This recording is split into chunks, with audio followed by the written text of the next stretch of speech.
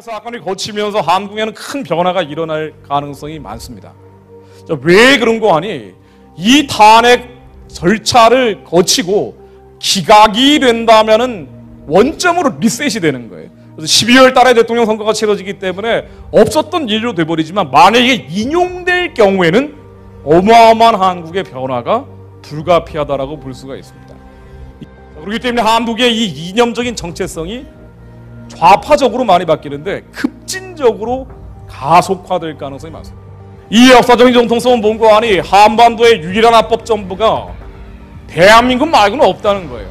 북한 정권은 합법 정부가 아니라는 겁니다. 이게 한국의 가장 핵심적인 역사적 정통성이라고 해요. 헌법 3조에 그렇게 나와 있어요. 자, 그래서 북한 정권은 헌법적으로 반국가 단체, 반란 단체, 반역 집단이기 때문에 북한 정권에 지배받고 있는 북한 주민들은 대한민국 국민이 됩니다. 지금 나오는 여론조사대로라면은 이 역사적 정통성이 바뀔 가능성이 지배적입니다. 왜냐하면 지금 다음번 대통령 선거에 가장 유력한 후보들이 다 이 얘기를 공통적으로 하고 있기 때문에 어떤 주장이냐? 한반도의 유일한 합법 정부가 대한민국뿐 아니라 북한 정권도 국가로 인정하라는 거예요.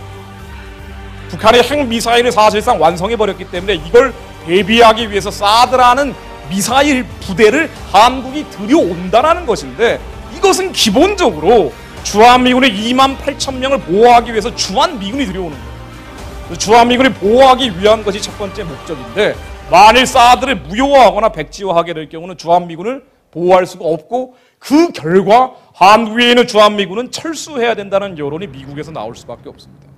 그래서 이 사드가 백지화되고 무효화되면 한미 군사적인 동맹관계가 이완되거나 해체되는 관계로 갈 가능성이 높죠. 근데 지금 여론조사대로라면 아마 이 대외관계가 크게 미국에서 중국 중심으로 바뀌면서 당연히 북한 문제에서도 큰 방향의 변화가 일어나게 될 겁니다. 통일을 어떻게 할 것이냐에서도 큰 방향이 두 가지가 있는데 하나는 북한을 압박하고 봉쇄하고 만일 북한에 변화가 없다면 무너뜨려야 된다는 입장이 하나가 있어요. 아마 박근혜 이명박 정부가 이 노선에 해당했다라고 큰 범주에서는 볼 수가 있을 겁니다. 자, 그런데 이제는 화해협력 공존이라는 이름으로 아까 제가 말씀드린 북한에 대한 국가성을 인정함으로써 한반도의 유일합법 정부가 대한민국이라는 역사적 정통성을 바꾸고 대외관계 역시 미국에서 중국 중심으로 변하고 통일 문제에서도 북한에 대한 압박과 봉쇄와 붕괴가 아니라 화해와 협력과 공존이라는 이름으로 개성공단을 제기하고 금강산 관광을 제기하고 북한에 대한 인권 유린을 비판하는 대신에 북한의 식량을 줘야 한다는 쪽으로 큰 틀이 바뀌게 됩니다. 지금 여론조사입니다. 이 마지막은 뭔가 아닌 연방정. 북한 정권과 화해하고 협력하고 공존하는 그 마지막은 북한 정권도 하나의 국가이기 때문에 한국도 국가인 바 두 개의 국가가 연방제 형식으로 통일을 해야 된다라는 쪽으로 바뀌게 될 것 같습니다. 지금 여론조사대로라면 국가보안법이 폐지됩니다. 왜냐하면 대통령 탄핵을 하겠다는 여론이 70%가 넘는데 여전히 다음번 대통령 되겠다는 사람들 지금 황교안 국무총리가 대통령 나가겠다는 얘기를 전혀 한 적이 없고 그리고 탄핵 여부도 아직 결정된 게 없기 때문에 그런 얘기를 할 수도 없는 상황이고요.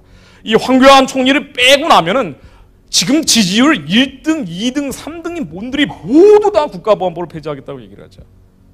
아마 정상적으로 선거가 치러지고 정상적으로 정권이 교체가 된다면은 국가보안법 폐지까지는 어려울 겁니다. 왜냐하면 보수 정당과 보수 언론이 견제 장치나 제어 기능을 하거든요. 근데 이게 무너져 버렸기 때문에 국가보안법은 가장 첫 바따로 없어질 가능성이 많습니다. 국가보안법이 없어지게 되면 어떤 일들이 벌어지는 거 아니에요. 일반 국민들의 삶과는 직접적으로 관련이 없을지 모르지만은 한국의 주체 사상파, 북한의 태양신 정권을 추종하는 사람들 한국에 10만 명 이상 있다라고 하고 예전에 통합진보당도 해산될 때 헌법재판소에 의해서 이 정당은 주체 사상파들이 지휘하고 있고 주체 사상파들이 지휘하고 있기 때문에 북한식 사회주의를 폭력을 동원해서라도 실천을 하려고 한다라고 해서 해산이 된 거예요. 그래서 이석기 같은 사람은 사람들 모아놓고 틈만 나면 북한이 국지전이나 비정규전 도발을 할 때 후방을 교란시켜야 된다. 그러기 위해서는 국가 기관 산업들을 마비시키고 어디에 가서는 무엇을 폭파하고 어디에 가서는 무엇을 장악을 하고 이런 것들을 계속 준비하다가 걸린 거예요. 녹취록까지 나왔죠.